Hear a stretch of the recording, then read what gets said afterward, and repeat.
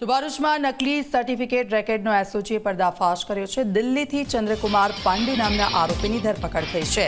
આરોપી પાસેથી નકલી સર્ટિફિકેટ, નકલી સ્ટેમ્પ મળી આવ્યા। મોબાઈલ, લેપટોપ સહિત કુલ 30 હજારનો મુદ્દામાલ જપ્ત કર્યો છે। જીઆઈડીસી પોલીસ મથકે આરોપી વિરુદ્ધ ગુનો પણ નોંધાયો છે।